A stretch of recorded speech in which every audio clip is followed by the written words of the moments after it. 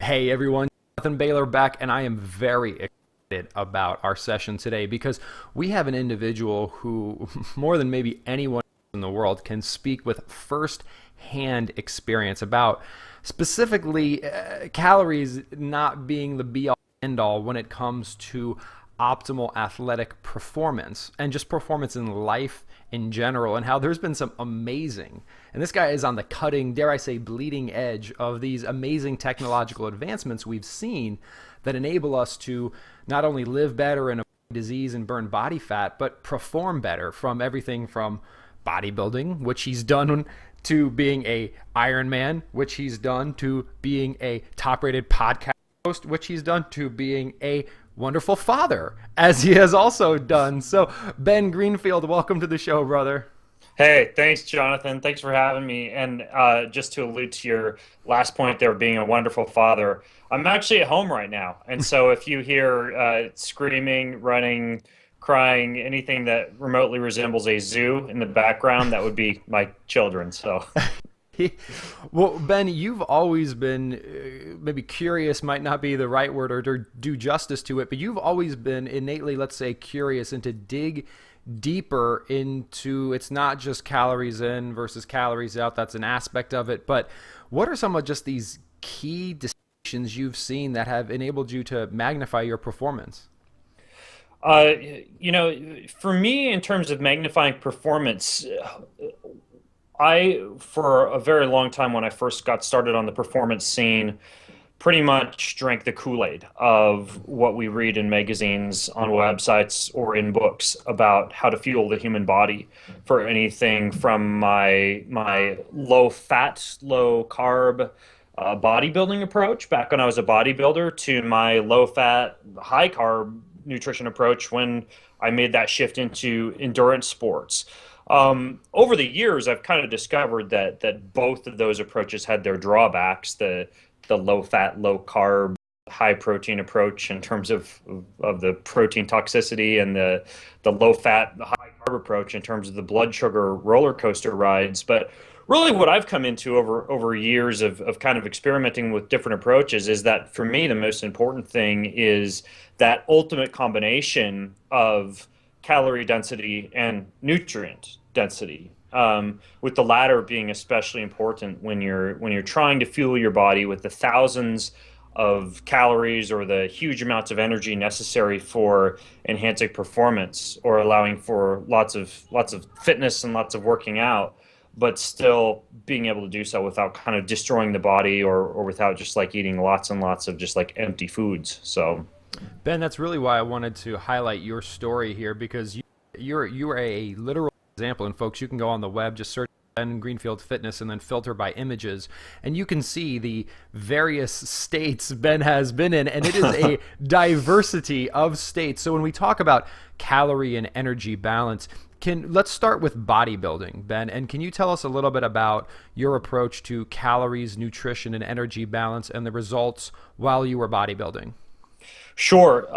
While I was bodybuilding, was like the one time in my life where I counted calories every single day, day in, day out. Every morsel of food that came near my mouth was logged.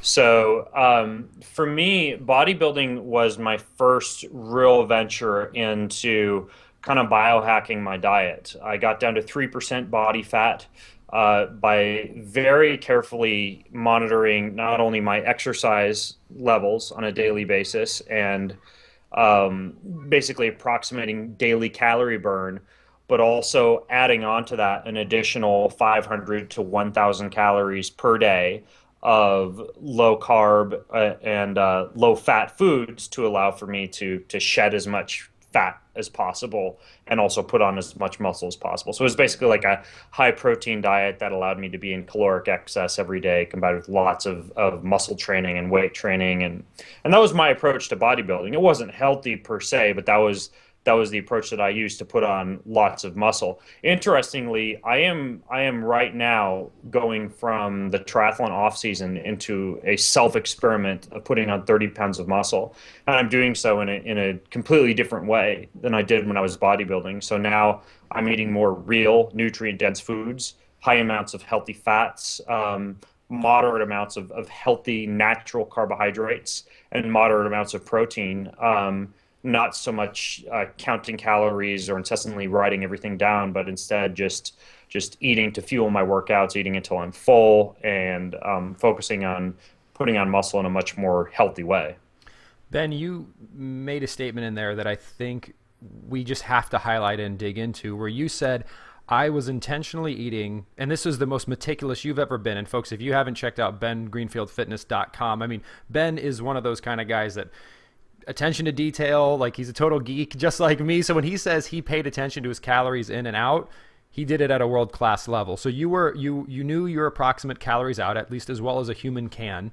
And then Right. you ate 500 to 1,000 more calories than that, and got down to 3% body fat. Now, if we just listen to the conventional media as it's presented to us, if we eat 500 or 1,000 more calories than we need, we're going to become obese, not get 3% body fat.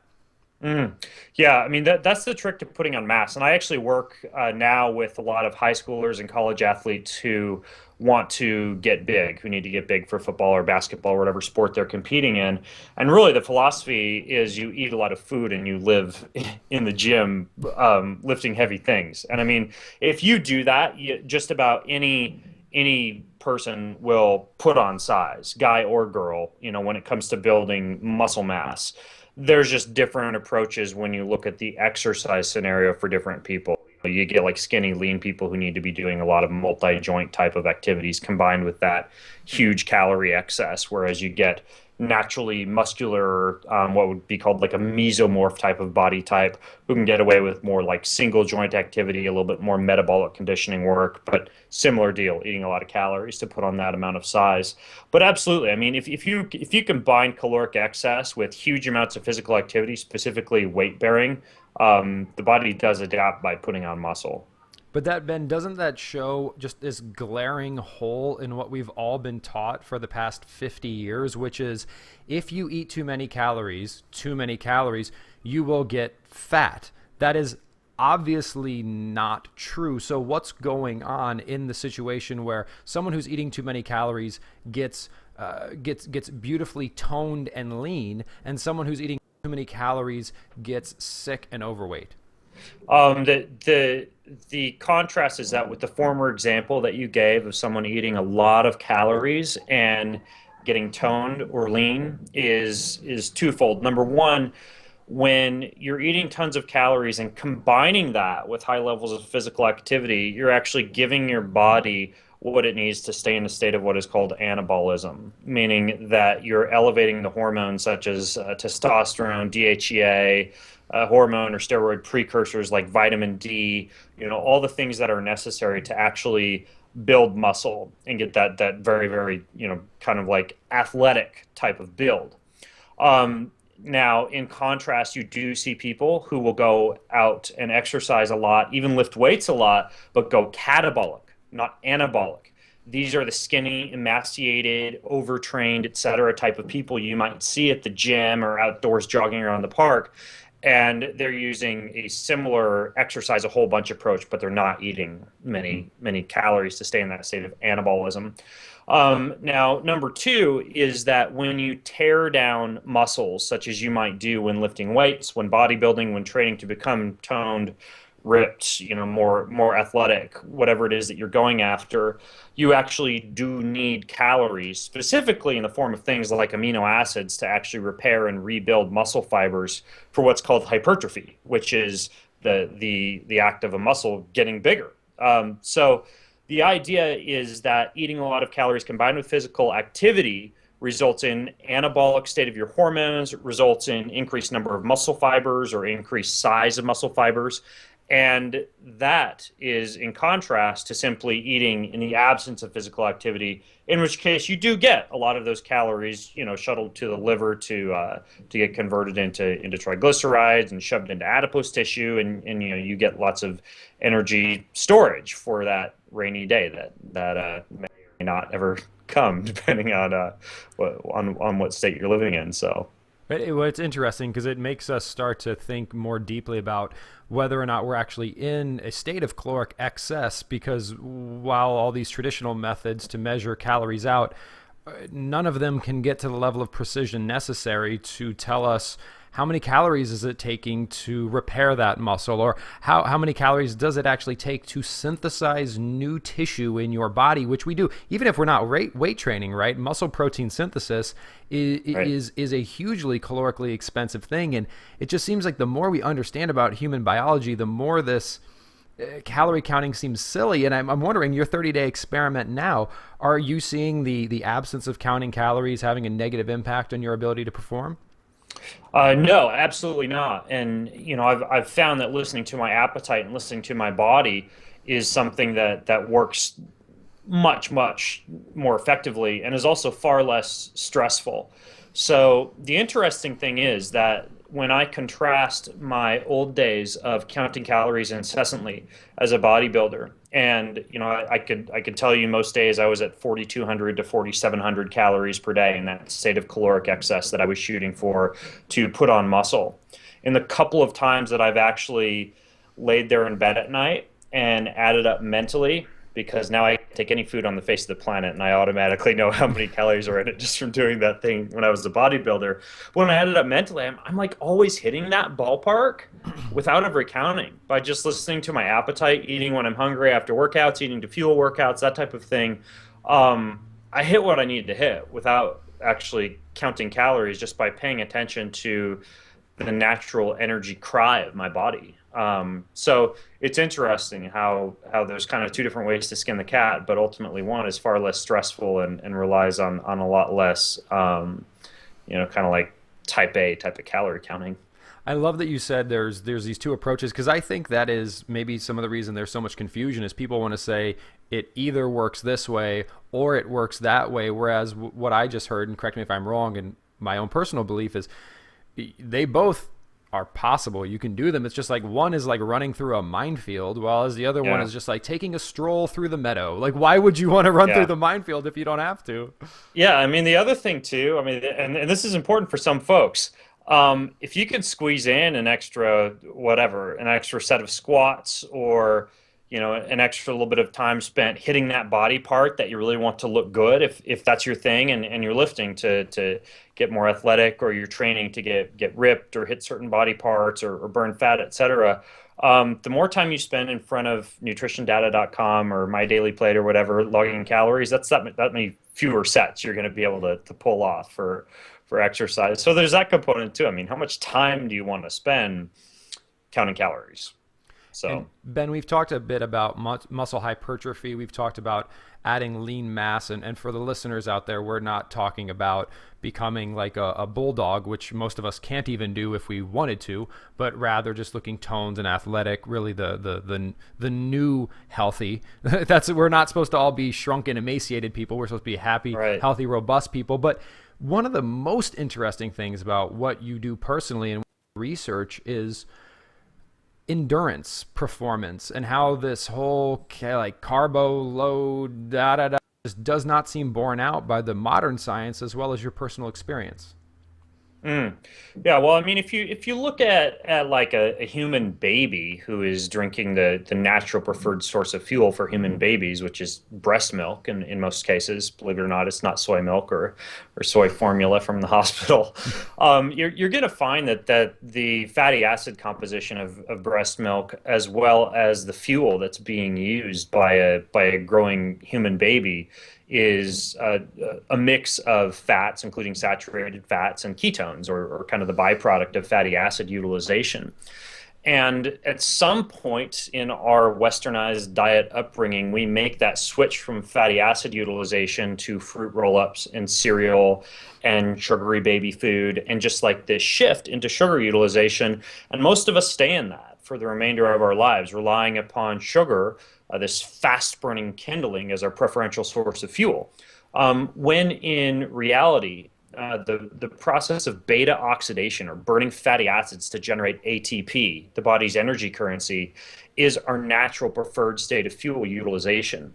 Now you take the human body, we can outrun just about any animal on the face of the planet given it enough time and assuming that we don't run out of energy. We're very, very good at endurance, especially if you put us in that state of fatty acid utilization. But if you put a human being into a state where they're reliant upon carbohydrates as a source of fuel, they get to that state that a lot of us read about in like endurance or triathlon or cycling or running magazines or books or blogs, which is bonking because of that extreme reliance upon carbohydrates as a fuel source. Now, if you train your body to rely upon fatty acids as a fuel, if you fuel the body with the addition of fats, not only from exogenous sources, but from your own adipose tissue sources, you wind up not only being able to sustain the same or higher levels of physical endurance, but you also avoid a lot of the deleterious health effects of high carbohydrate or high sugar intake, formation of reactive oxygen species and advanced glycation end products, oxidation of cholesterol, energy surges from blood sugar fluctuations, blood vessel inflammation, nerve inflammation, a lot of the things that happen when you're just dumping sugar into the body or fueling the body with primarily carbohydrates or relying upon carbohydrates as your primary source of fuel. So one of the big things I've found through my journey in endurance sports is that the more you can rely upon fats as a fuel, the more efficient you become, especially at endurance. It's essentially the term that gets thrown around most frequently is metabolic efficiency, or that ability to use fatty acids as a preferential fuel source, even at higher intensities. So that's something that I found to be very effective for endurance. It also, I've never been an endurance athlete myself, Ben. I've always been more of a burst weight resistance football player. But I have a family member who really likes endurance training. And when he goes on long bike rides, sadly, I have not been able to convince him of the science, but he takes a backpack of bagels and these like and I'm just like, just put a freaking plastic bag full of macadamia nuts in your pocket and you would be good. Or like, what's going on there? Well, it returns to what I just explained in a way about our beliefs, or else what media has led us to believe, or Gatorade or any big sports supplement company has led us to believe about what our body actually needs as a fuel, particularly as an exogenous fuel source during exercise. The sugar, the backpack full of bagels, et cetera, versus what we're able to really naturally rely upon for our energy stores. So, what I've found is that by adequately hydrating the body with water during a long exercise session, like a 3-hour bike ride, and then relying upon about 1/4 of what we've typically been led to believe that we need in terms of energy intake during a long ride like that, you actually perform much better and you stay healthier. And when I say 1/4 of the energy sources, what I mean by that is that you're mostly relying upon your body's own fatty acid stores for fuel, because even the leanest of us athletes has 30,000 to 40,000 calories worth of storage fat that we can delve into if we need to, versus 1,500 to 2,000 calories of storage carbohydrate. So what you're doing is you're putting your body into a state where you can rely upon those fats as a fuel. As far as how that manifests, for me, I'll even go through like an Ironman triathlon, eating small amounts of amino acids, some coconut oil or MCT oil, and then very, very low amounts of carbohydrates, just barely enough glucose to get by. So, and in some ways, life seems like it's an endurance event. Sometimes I know it feels like sometimes we're sprinting around, but have you found that this same kind of model enables you to just take care of your kids and get through the day with a lot of energy?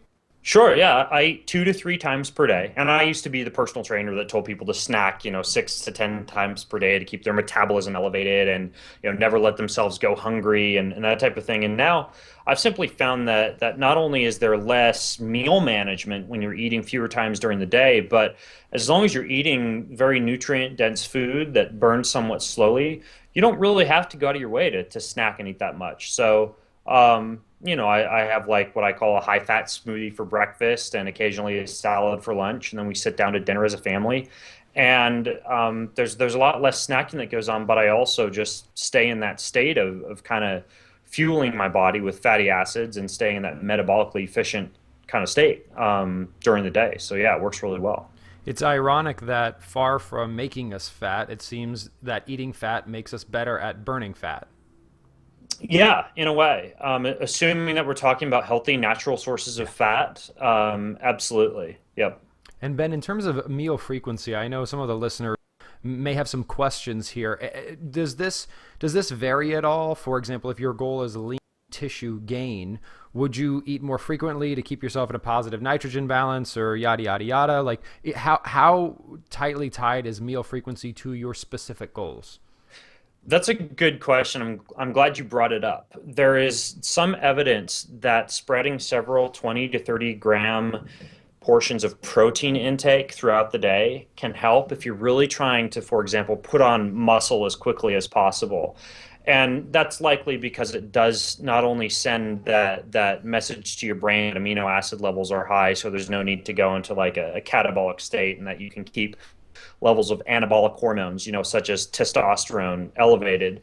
But you also you'll tend to basically always have protein stores available to build muscle versus having to tap into your own organs or lean tissue as an energy source.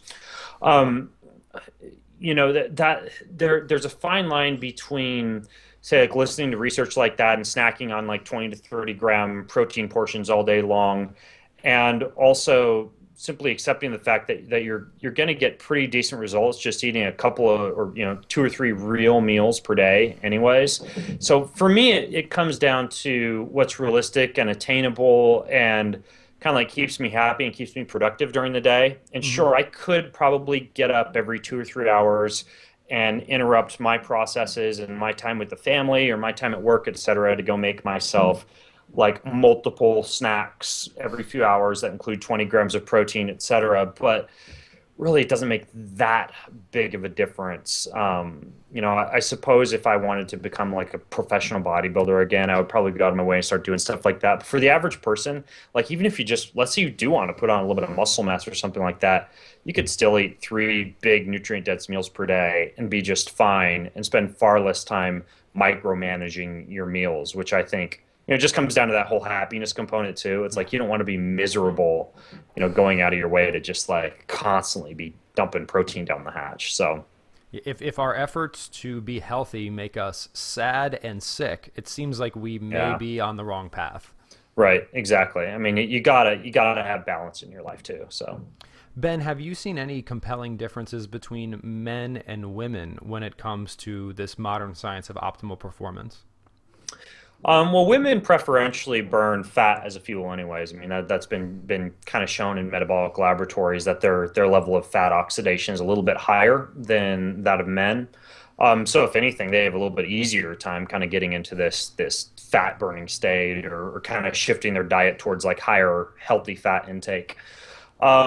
As far as other considerations go, there are some things that I've found tend to throw women off metabolically more than men. So, for example, intermittent fasting is something that seems kind of popular these days, and I find that throws women for metabolic curveballs, specifically in terms of causing things like a drop in hormones, loss of menstrual periods, et cetera, because of the stress that their bodies seem to associate with frequent periods of food deprivation, whereas that doesn't seem to happen as often with men. And I suspect, as sexist as this may sound, that it probably has something to do with men still having more of kind of like the hunter-gatherer genetic makeup compared to women. Men traditionally have been those people who might leave to, for days to go hunt or find food, et cetera, whereas the women might be on the home front, consuming foods on a more frequent basis, or doing less fasting, or having less body stress produced in a non-fed state. And I think that still catches up with women who might, go and try to CrossFit every day in an intermittently fasted state. I just think that metabolically that produces a little bit more mellow in a woman. So that's another difference that I've noticed, is that those are a couple of the primary considerations. Well, and Ben, we've used the term healthy fats throughout this show so far. What are healthy fats? Well, healthy fats would be most fats that you would find naturally. So, for example, the majority of my healthy fats are comprised from a plant source of things like avocados, coconut oil, olives, olive oil, both extra virgin olive oil for cold food preparation, as well as regular olive oil for like, for it has a higher smoke point, so I'll use that, or avocado oil or macadamia nut oil for like higher heat cooking. Butter, usually from like organic grass-fed sources. I use a lot of just organic grass-fed unsalted butter. Um, Wild caught fish, as well as fish oils that have been kind of cold processed and not heated to high temperatures, or that have been packaged with antioxidants, for example. Grass-fed beef, as well as organ meats like liver, heart, organ sausages, things of that nature. Um, Trying to think. Those are some of the biggies. We do raw dairy, which depending on where you're at and where you're watching this, you may or may not have access to legally or illegally. But like raw dairy from organic farm. So we get eggs from a local farm that are pasture, from pasture raised hens, as well as raw dairy that my wife will make yogurts and yogurt cheeses out of. So we do that as well. We get what are called kefir grains and can make kefir out of that same milk, and can also do coconut kefir from like that coconut milk. So, there's a lot of different ways to get a variety of different saturated fats, as well as monounsaturated and polyunsaturated fats. But, we get a variety of different fats from different sources. And I honestly don't really pay that much attention to, how much saturated fat I get from, say, like a raw dairy source versus like a monounsaturated fat from olive oil. I'm not measuring any of that stuff. I just kind of like eat it when I get a hankering to eat. And if there happens to be yogurt in the refrigerator, I'll have that. If we're out of yogurt, and maybe I dump a bunch of olive oil in my smoothie, so, we get a lot of these fat sources, but I'm not super duper careful to count, even though I should throw in there that I do track biomarkers.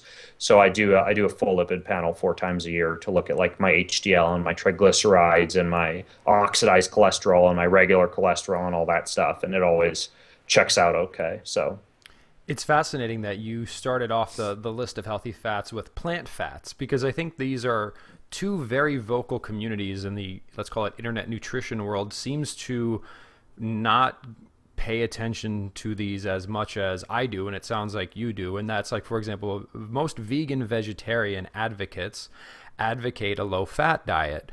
But there are myriad. It would be very easy for a vegan or a vegetarian to get the vast majority of their calories from fat from healthy plant sources.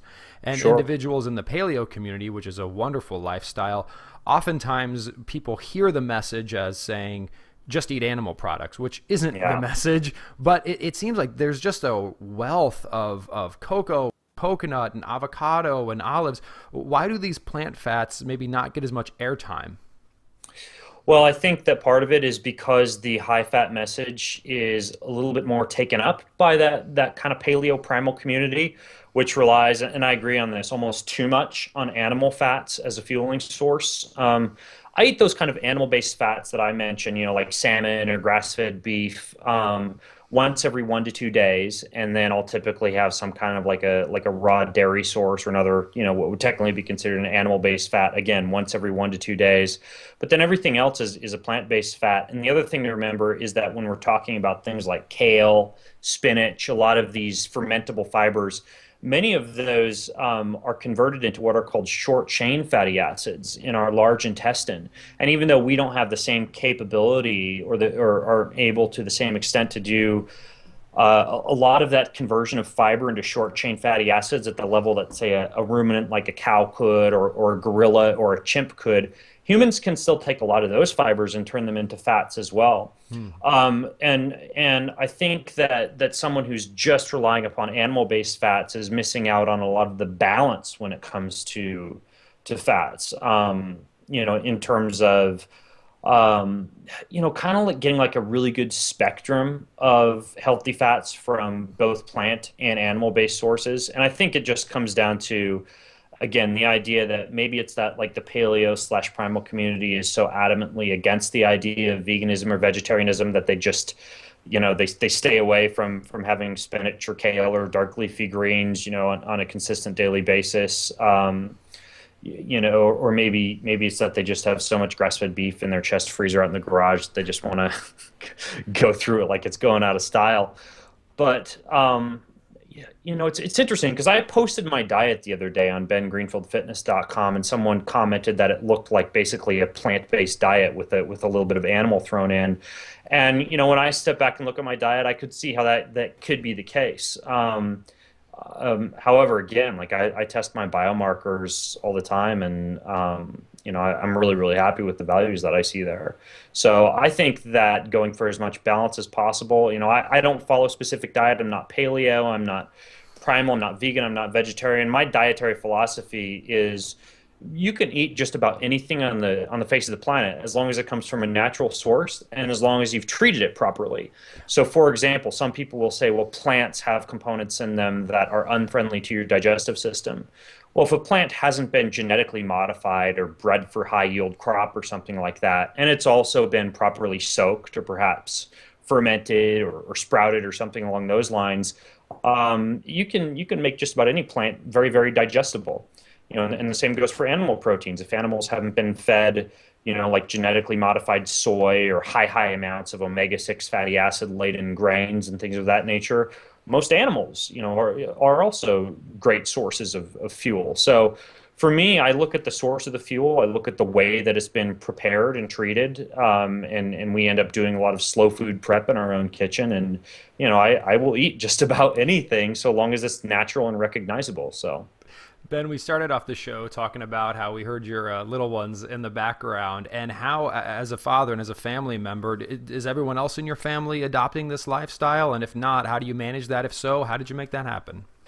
Oh, well, yeah, we pretty much all eat this kind of natural way. My kids have been raised on uh, breast milk, sardines, and plants. Yeah. That's kind of, and they will eat anything. We cook at least twice a week with them. They're huge fans of like Master Chef Junior TV show, and they're very, very comfortable with food, with going out to the garden in our backyard. We dug up our whole grassy backyard, and the whole thing is a garden with fresh herbs and plants. Tomatoes, cucumber, kale, mint, basil, thyme, pumpkins, corn, like you name it, it's Jeez. all back there. And we combine that with going to these farms to get our food, and I personally hunt and fish and get a lot of meat that way. Hmm. And this is just what my children have grown up with. My wife comes from a ranching family, and so she's very, very comfortable with the slow food prep methods and lacto fermentation, and soaking. And there's always something in our dehydrator, dehydrating or sprouting on the kitchen counter or something along those lines. So yeah, it's something that we've always done, and maybe we're spoiled in that way, and that we've just kind of we've grown into this. But I should also point out the fact that I personally grew up on 39-cent hamburgers and take and bake pizza and peanut butter Captain Crunch, and my family's idea of a salad was iceberg lettuce with a bunch of ranch dressing on it. I mean, like, so for me, a lot of my take on this is that it's just kind of been a progression as I've learned more about natural ways of eating and kind of taking that route. My wife kind of comes more from a background of eating naturally, just as a way of life, but it's something that my children have always grown up with, this kind of natural way of eating. So. That's awesome. What a wonderful gift to give your kids. That's awesome. Yeah, yeah, and we, it's one of those things where we don't really make it, or we never have really made it a point or made it a big deal for a kid to just be sitting down and eating whatever it is that us parents are eating, whether it's liver and heart and sweet breads or salmon or sardines or whatever weird food that we happen to have. Like it's never been something that we've even really talked about much. So my kids don't think it's strange that they might be eating things that other kids might turn their noses up at. So I think if you make it a way of life and don't really don't really broadcast the fact to your kids that it's out of the ordinary that they're eating stuff other kids wouldn't eat, that they never really second guess it in the first place. So, and then we also homeschool our kids too, and that helps as well. So they're pretty much steeped in the messages that we're sending rather than the messages that someone else is sending them. So They have all Greenfield all day. pretty much, yeah. Well, Ben, speaking of all Greenfield all day, you have been putting out just loads and loads and loads of content for years and years and years. So if we want to experience all Greenfield all day. Where can we go to immerse ourselves? BenGreenfieldFitness.com is my blog, and I have a podcast there and everything. So that's, I try and put out lots of really helpful content for folks, at least a few times a week. So that's a good place to start. BenGreenfieldFitness.com, and you have a myriad podcasts, correct? I do. Yeah, I have a podcast for endurance athletes over at enduranceplanet.com, and then I have the Ben Greenfield Fitness podcast and kind of a short weekly Get Fit podcast called the Get Fit Guy. And yeah, just a few different podcasts out there. I spend a lot of time in front of a mic, so yeah, I enjoy it. I love it, Ben. Well, this has been extremely informative. And what's next for you? I just put the finishing touches on my new book, which is called Beyond Training: Mastering Endurance, Health, and Life. And it just kind of wraps up all these concepts that I've learned over the years of how being truly fit, being healthy on the outside, and being healthy on the inside goes way above and beyond like exercise in a pill or like beating yourself up with that daily WOD or workout or whatever it is. And instead, I delve into nutrition and recovery and detoxing and mind hacking and just like all of these things that I've picked up over the years, and I put them into about 350 pages worth of kind of like a guide to the human body, and just finished publishing that over at beyondtrainingbook.com. So that's kind of my next thing is that book actually ships in March, but now that I've got that done, that's kind of it. Just spreading the word about that. So I love it. So the title of the book one more time?